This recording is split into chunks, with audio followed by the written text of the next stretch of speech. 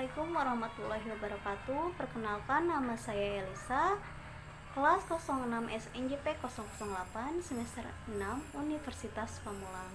Video ini dibuat untuk memenuhi tugas ulangan akhir semester mata kuliah Manajemen Dana Bank dan Akuntansi. Di sini saya akan menjelaskan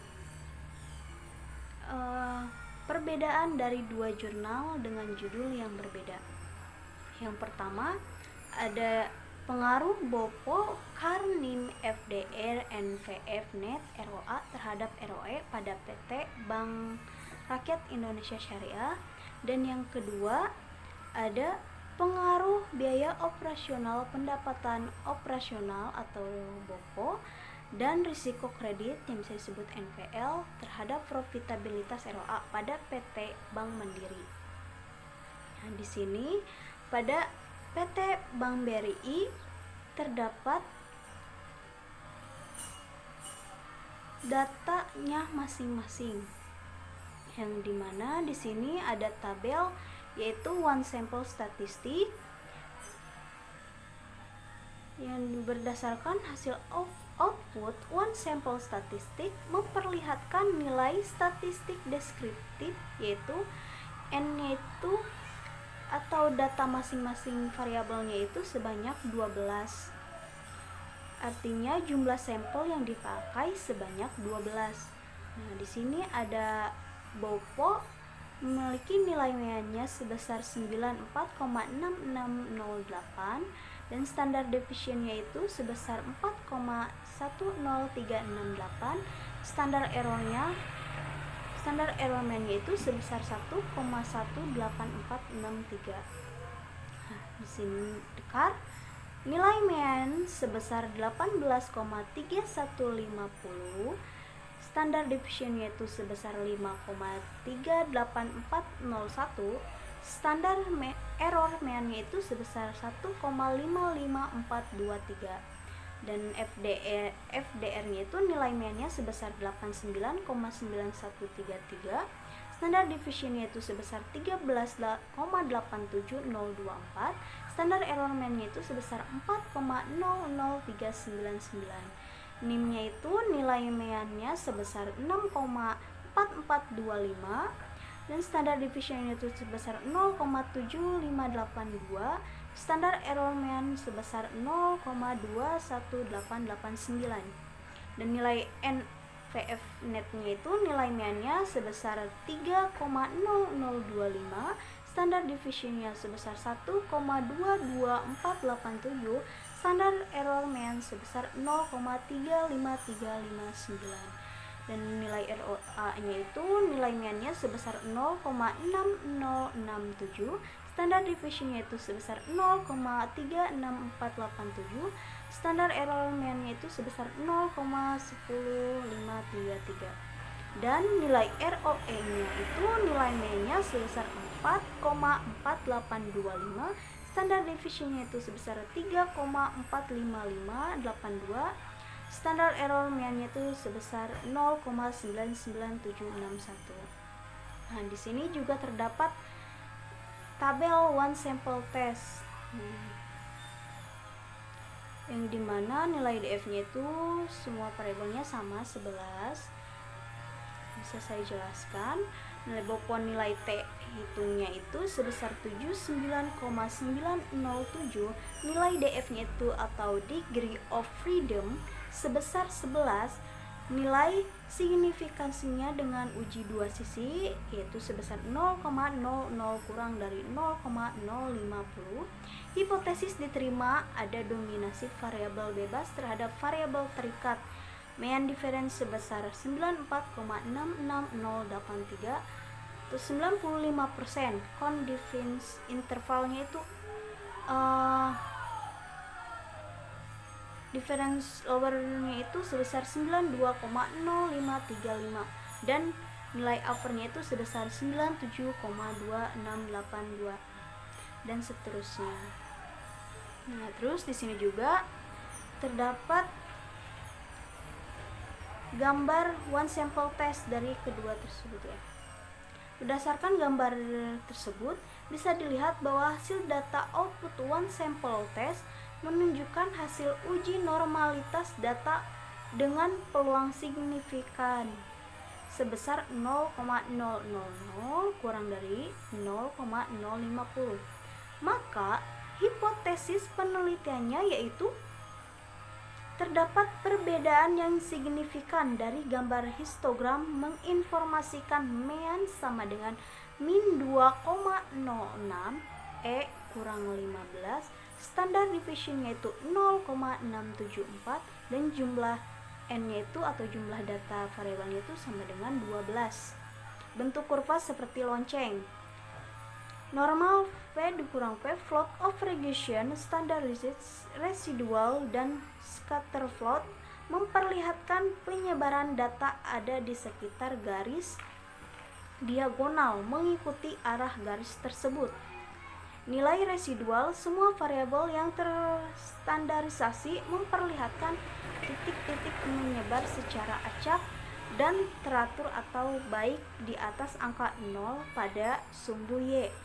Itu berarti model analisis regression linear memenuhi uji asumsi sehingga layak untuk diteruskan ke pengujian tahap berikutnya. Nah, dan di sini juga terdapat tabel korelasi dengan nilai-nilai tersebut.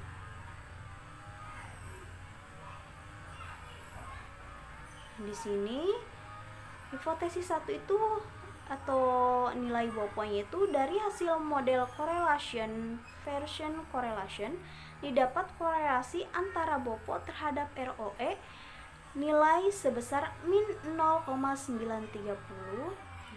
Hal ini menunjukkan bahwa terjadi hubungan sangat lemah antara BOPO terhadap ROE. Arah hubungan negatif berarti semakin sangat lemah BOPO, maka ROE pun akan semakin sangat lemah nilai signifikansinya. Karena BOPO sebesar 0,000 kurang dari 0,050, maka hipotesis diterima residual berdistribusi normal terhadap ROE. Nah, BOPO, CAR, FDR, NIM dan NVF net itu hubungannya itu sangat lemah, dan di sini ada yang sangat kuat itu nilai dari ROA. Kenapa? Karena nilai ROA hasil dari model correlation version correlation itu didapat korelasi antara ROA terhadap ROE nilai mencapai 0,981. Dengan demikian menunjukkan bahwa terjadi hubungan sangat kuat antara ROA terhadap ROE. Arah hubungan positif. Nah, jadi disebut hubungan sangat kuat, yang artinya itu semakin kuat ROA maka semakin kuat pula ROE-nya. Nilai signifikansinya itu ROA sebesar 0,00 kurang dari 0,050, maka hipotesis diterima residual berdistribusi normal terhadap ROE. Selanjutnya di sini ada model summary, yang dimana angka R sebesar 0,996. Hal ini menunjukkan bahwa terjadi tingkat hubungan yang sangat kuat antara variabel bebas, BOPO, CAR, NIM, FDR, NVF net, ROA terhadap variabel terikat ROE. Terus di sini juga terdapat tabel uji ANOVA ya, yang dimana berdasarkan hasil output analisis regression linear model ANOVA. Nah, N-nya itu data masing-masingnya itu sejumlah 12, yang artinya jumlah sampel yang dipakai menunjukkan regression summary of square sebesar 130,433, mean square-nya itu 21,739, dan residual sum of square-nya itu sebesar 0,937, mean square-nya itu 0,187, dan F table yang dengan tingkat signifikan menggunakan A aksen sama dengan 5% atau bisa dikatakan 0,05. DF1 nya itu 6, DF2 nya sama dengan 5. Nilai F table nya itu adalah 116,023 dan F hitung yang didapat adalah 4,95. Untuk itu F hitung 116,023 lebih besar dari F tabel 4,95. Maka hipotesis diterima, artinya ada pengaruh secara signifikan sebesar 0,000 kurang dari 0,050 antara variabel independen BOPO, Karnim, FDR, NVF net, ROA terhadap variabel dependen yaitu ROE. Selanjutnya di sini juga terdapat tabel koefisien, di mana berdasarkan output model koefisien persamaannya adalah konstan sebesar 8,958, dapat diartikan BOPO X1 nilainya 0, KAR X2 nilainya 0, FDR atau X3 nilainya 0, NIM atau X4 nilainya 0, NVF X5 nilainya 0, ROA X6 nilainya 0. Maka nilai ROE Y atau nilainya adalah 8,958 dengan data N sama dengan 12.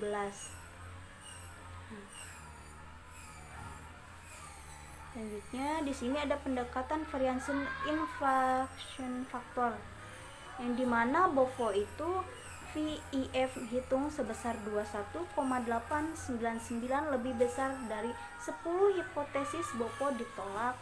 Itu artinya terdapat hubungan antara variabel independen, terjadi gejala multikolineralitas terhadap ROE.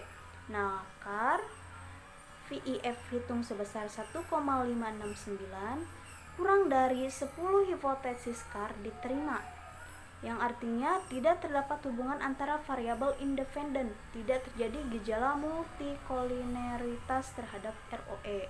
Terus ada FDR VIF hitung sebesar 3,619 kurang dari 10 hipotesis FDR diterima, yang artinya juga tidak terdapat hubungan antara variabel independen, itu tidak terjadi gejala multikolineralitas terhadap ROE. Di sini juga nilai NIM FIF-nya hitungnya itu sebesar 5,021 sama kurang dari 10 hipotesis NIM diterima. Jadi tidak terdapat hubungan antara variabel independen. NVF-nya juga sama, tidak terdapat hubungan antara variabel. Dan ROA FIF hitung sebesar 20,819 lebih besar dari 10 hipotesis ROA ditolak, yang artinya terdapat hubungan antara variabel independen, terjadi gejala multikolineralitas terhadap ROE. Nah, selanjutnya dari jurnal yang kedua yaitu pengaruh BOPO dan NVL terhadap ROA. Di sini terdapat tabel deskriptif statik, yang dimana jumlah N-nya itu data masing-masingnya sebesar 32. Hasil yang didapat melalui analisis deskriptif menjelaskan total data yang dipakai yaitu 32, kan yang sudah saya sampaikan tadi. Itu berasal dari laporan keuangan triwulan PT Bank Mandiri. Nah, di sini juga ada uji asumsi klasik, yaitu ada uji normalitas yang dimana dilakukan menggunakan Kolmogorov-Smirnov atau bisa disebut KS, mendapatkan hasil nilai signifikasi sebesar 0,200. Dari hal tersebut menggambarkan data yang dipakai terdistribusi secara normal. Terus di sini juga ada uji multikolinearitas,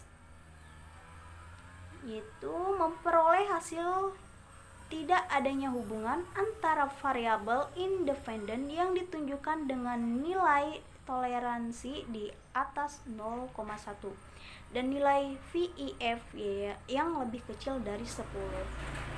Uji autokorelasinya itu mendapatkan nilai DW-nya sebesar 0,858 serta didapatkan nilai DU sebesar 1,994 yang artinya nilai yang diuji menggunakan teknik DW sebesar 0,858 kurang dari 1,994 DU serta 4 dikurang DU. Nah, jadi 4 dikurang nilai yang tadi 1,994 yang hasilnya itu 2,802. Maka hal tersebut menandakan tidak adanya autokorelasi pada penelitian. Nah, di sini juga ada uji heteroksiditas. Berdasarkan hasil uji tersebut, jika titik-titik yang berada di atas 0 maupun di bawah 0 itu menandakan bahwa model regresi yang dipakai pada penelitian ini terbebas dari heteroksiditas. Nah, di sini juga ada analisis regresi linear berganda, yaitu ada uji F, yang dimana nilai regresinya itu sebesar 154,128. Melalui pengujian F didapatkan hasil yaitu H0 ditolak dan HA diterima. Hal ini dapat terlihat dari nilai F hitungnya itu sebesar 154,128 lebih besar dari F tabelnya itu 5,329. Dari hasil tersebut berkesimpulan yaitu variabel BOPO dan variabel NPL memiliki pengaruh terhadap variabel dependen atau profitabilitas, berarti berpengaruh terhadap ROE. Nah, si BOPO sama NPL ini. Nah, selanjutnya juga ada analisis regresi linear berganda, yang dimana nilai BOPO-nya itu min 0,063 dan NPL-nya itu min 0,445. Dari kedua jurnal tersebut dapat saya simpulkan keduanya sama-sama menggunakan metode yang sama tetapi dengan variabel yang berbeda. Pada PT BRI Syariah yaitu menggunakan 6 variabel, dan pada PT Bank Mandiri menggunakan 2 variabel dengan data PT Bank Mandiri yaitu sebanyak 32, kalau pada PT Bank BRI Syariah menggunakan jumlahnya itu 12 data variabel yang sama. Jadi di sini dapat saya simpulkan pada penggunaan metodenya itu saya lebih memilih pada PT BRI Syariah. Kenapa? Karena dapat menjelaskan secara rinci gitu.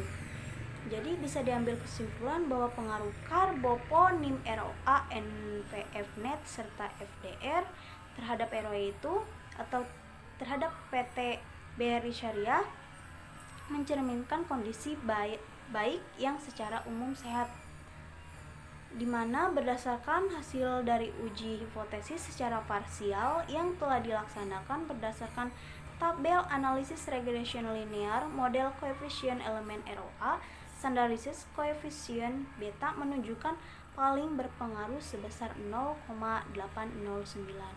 Jadi mampu menjelaskan 80,9%. Tingkat hubungan sangat kuat, variabel dependensinya itu 19,1%. Jadi dipengaruhi variabel lain, T hitungnya itu sebesar 4,693 lebih besar dari T tabel 2,17881, dan nilai signifikannya itu 0,005 dan kurang dari 0,050. Hipotesis diterima residual berdistribusi normal terhadap ROE. Dan hasil uji hipotesis secara simultan yang telah ditunaikan berdasarkan tabel analisis regression linear model summary itu membuktikan secara bersama-sama entitas variabel independen sebesar 0,996 mampu menjelaskan 99,6%.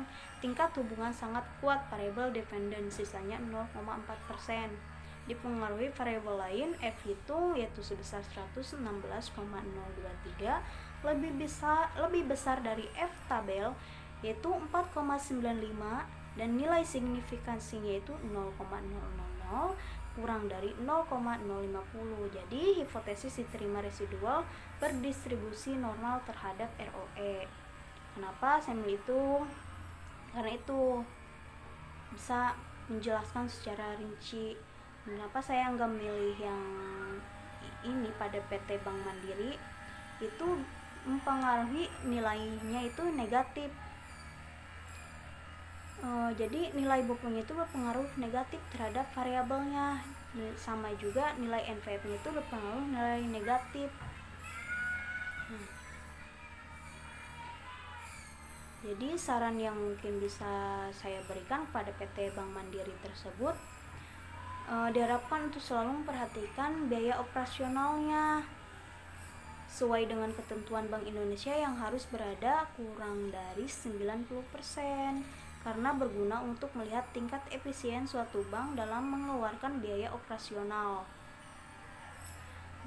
Dan juga harus selalu menjaga nilai NPL-nya itu, tujuan agar dapat melihat tingkat kredit macetnya itu yang diberikan kepada nasabah. Jika persentase NPL lebih dari 5% kan akan sangat berpengaruh terhadap kesehatan yang dimiliki oleh PT Bank Mandiri tersebut. Mungkin itu saja yang dapat saya sampaikan. Kurang dan lebihnya mohon maaf. Wassalamualaikum warahmatullahi wabarakatuh.